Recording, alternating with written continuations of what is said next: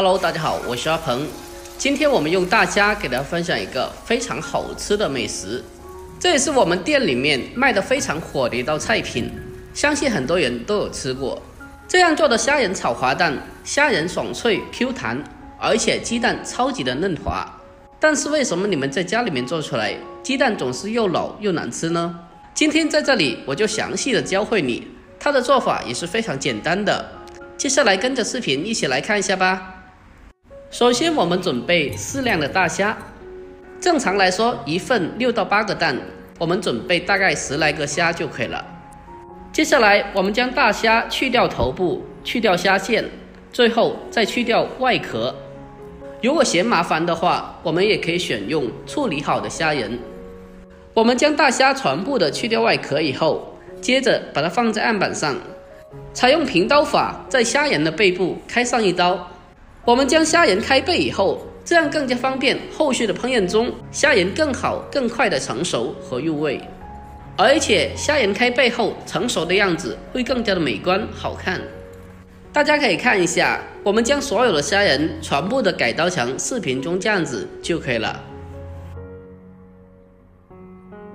将虾仁全部处理好之后，把它装进大一点的碗中，然后再往里面添加满清水，将虾仁清洗一下，用手将它轻轻的捉拌，将里面的脏东西捉出来。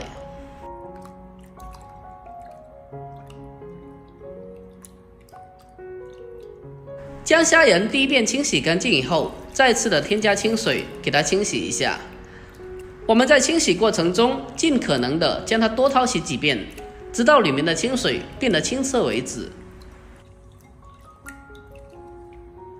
将虾仁清洗干净以后，再给它控水捞出来，用厨房用纸吸干表面的水分。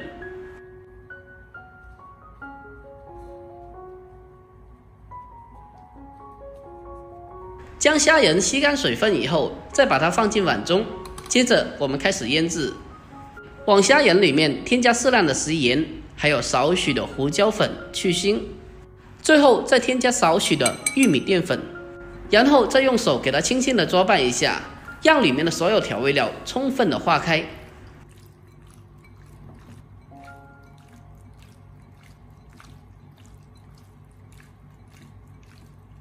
捉拌均匀之后，再往里面添加1茶匙的花生油，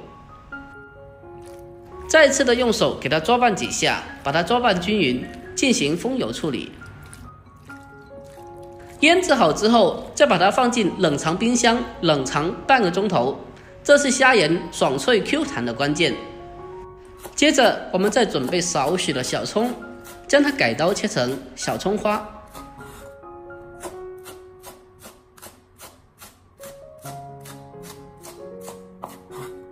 切好之后，先用小碗给它装起来备用。再准备一个小碗，往里面添加1勺玉米淀粉，还有适量的清水，用勺子把它化开，变成水淀粉。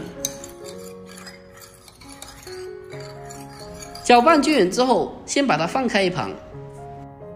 接下来我们再准备一个稍微大一点点的碗，然后再往里面打入6到8个新鲜的鸡蛋。正常来说一份6到8个鸡蛋，但是具体根据你们家里人数来定。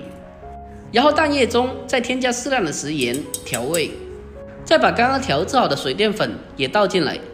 我们在炒鸡蛋的时候添加少许的水淀粉，可以让炒出来的鸡蛋更加的蓬松和嫩滑，不容易老。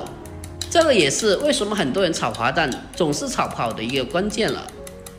我们用筷子同一方向把它快速的搅动，让里面的蛋液、水淀粉还有食盐充分的融合在一起。将它搅拌均匀之后，我们先给它放开一旁备用。接下来我们锅中烧水，把水烧开以后，将火候改为小火，然后再把腌制好的虾仁给它分散的放进锅中。如果在酒店的话，我们这一步一般都是直接的过油的，但是在家里操作下，我们就可以像我这样子给它烫熟就可以了。我们将虾仁全部的放进锅中以后，不要立刻的去翻动它，等到虾仁表面的淀粉开始凝固之后，再用锅铲给它轻轻的推动，这样的话虾仁就不会脱粉了。在虾仁的表层有一层薄薄的淀粉，可以让虾仁不容易老，而且吃起来的口感还会更加的好吃。我们将虾仁烫熟，大概是2分钟，然后用漏勺将它控水捞出来，再把控干水分的虾仁放到蛋液里面，用筷子将它搅拌一下，将它搅拌均匀。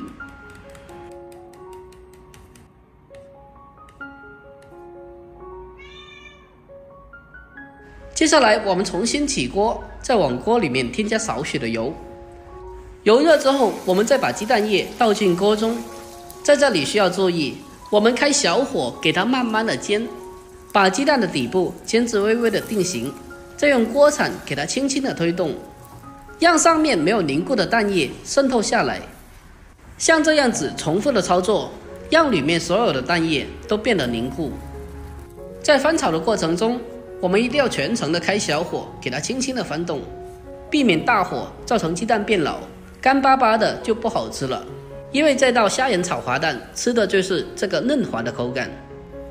因为鸡蛋成熟的过程中需要吃油，所以如果感觉到没有什么油的话，我们可以少量的添加少许的油进来，但是不能添加太多，不然成熟以后出油不说，而且吃着还会很腻。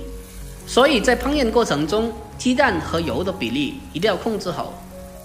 亲爱的朋友们，拍摄不易，如果觉得我的视频对你有帮助的话，那么就麻烦您伸出您发财小手帮我点个赞呗。您的每一个点赞和留言都是我前进最大的动力，在这里真心感谢您了。最后将它不停的翻动至里面的鸡蛋液完全的凝固，不流动就是成熟了。不用翻炒的太久，否则会变老，像视频中这样子就可以了。最后我们将它关火，盛入盘中，就可以美美的开吃啦。